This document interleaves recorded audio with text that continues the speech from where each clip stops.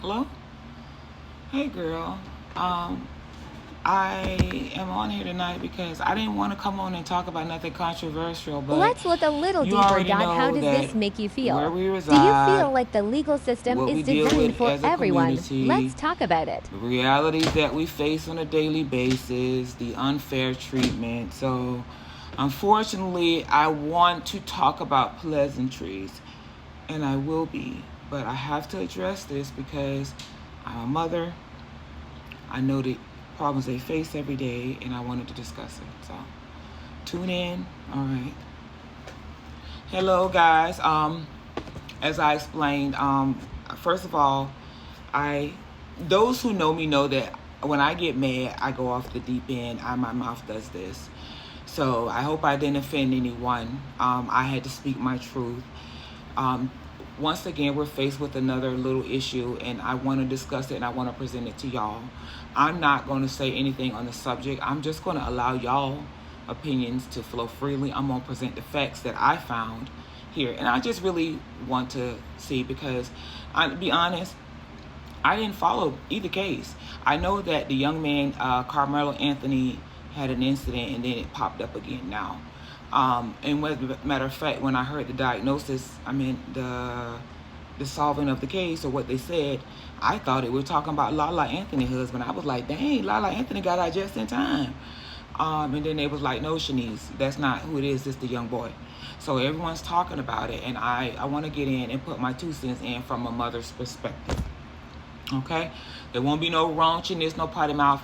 I looked at the Ashley story as if it could have been me, because I have dated a lot outside of my race, and I know, I've had incidents that have occurred with me, and men of other ethnicities that I feel like they didn't take accountability for, and excuses go and swept under the rug. And I've also had been told blatantly out of their mouths the differences in the treatment, and they're aware. So that's why I brought it up, because it's kind of like a call of action, saying not only should we be paying attention, but people who coincide with us as friends, family members, should stand with us as well. So let's stick to this together. I'm not going to take long because I really want to go on and share, because as y'all see, I got my sexy wig on, and with my sexy wig on, I really don't have time for all this drama. It's the world bringing all this drama to me, because I wanted to get on here, talk about, share, and be sexy, but now I got to deal with all this. So let's be quick about it, because I got a migraine. My cat is going through things right now, and emotionally, I'm a big crybaby, so I don't want to do with drama. But let's look at this quickly together, address it, and wish his family well, okay? So let's just look at just a small snippet of the differences in the situations. So I'm going to look at, this is Case and Allison's situation. I never know anything about it, just heard about it. I'm going to look at it from my eyes and see what could be the difference, okay? Even though the attorneys say that there's not none. So I'm just giving the benefit of the doubt, because that's how I operate. I don't automatically move off of, I don't allow privileges to go to my head. I don't take entitlement far, and I take everyone's life seriously. I don't put my life above anyone else's life. To the people who choose to do that, oh, so be it. But I don't. I don't.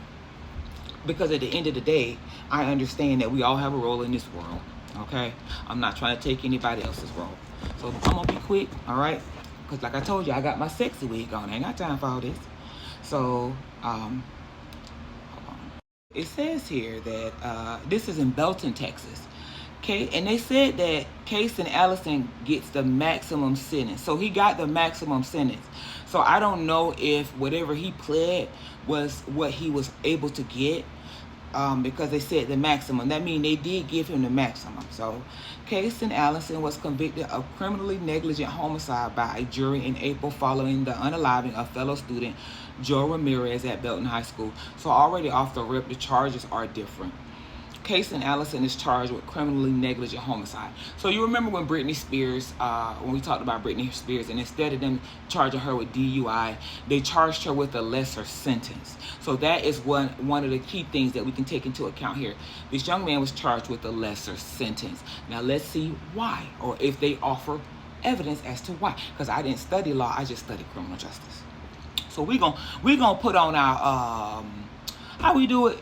Doom, doom, doom, doom, doom, doom, doom, doom, doom, doom, doom. That, let's put on that hat, the Law and Order SVU hat, and let's do it together, okay? We're going to make us some 10 hats, too. We're going to get some 10 hat fashions, okay? Okay, so Casey Allison was sentenced to 10 years. Hold on, y'all. Let me turn on the light, because, hold on, bear with me, y'all.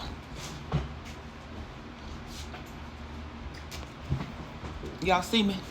All right. I miss y'all too.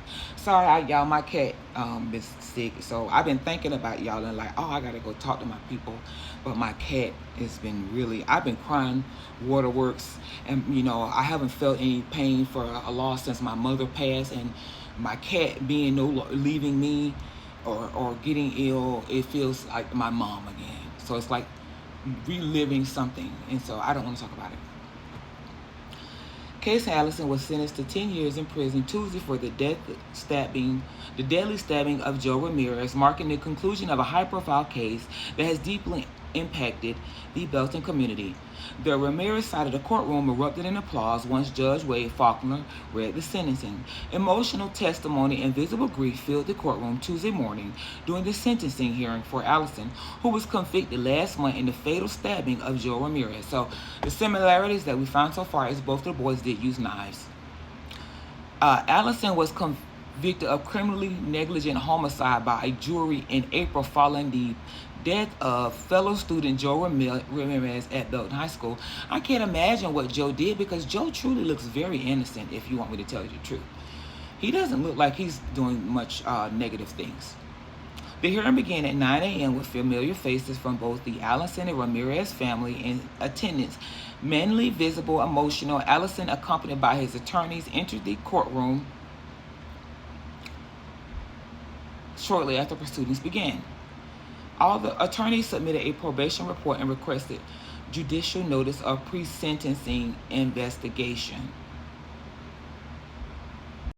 So the background is this. On the morning of May 3rd, 2022, a fight broke out between Allison and Ramirez in the bathroom at Belton High School.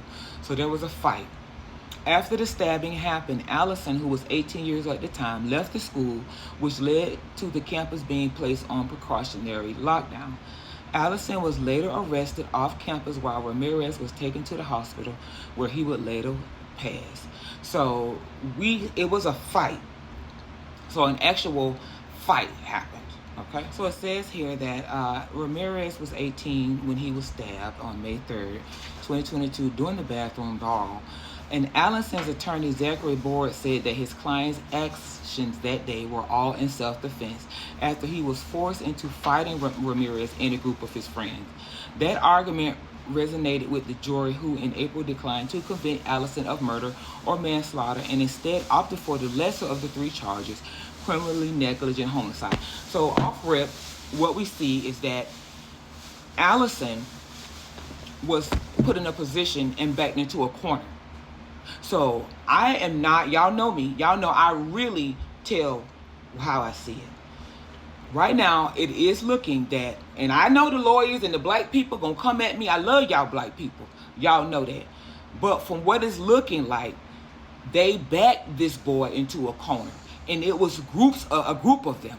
And he came out swinging with a knife to protect himself. I can understand why that is self-defense. I can. So that is what we have here. Let's go on to look at Carmelo's story together, because I'm not doing this with y'all. We're not doing no damn Million Man March and none of that shit. You know why? Because before you start worrying about marching for little shit like this, fix the root of the problem. It starts in the home. Talk to your children. Prepare your children for what's happening in this world. Be real to your children about things. Stay tuned I'm talking for to app every 2. race. Be real to your children about this world. Make your child know you're dealing with a spiritual battle, because that's what they're facing. We are spiritual beings having a human existence. I talk to mine.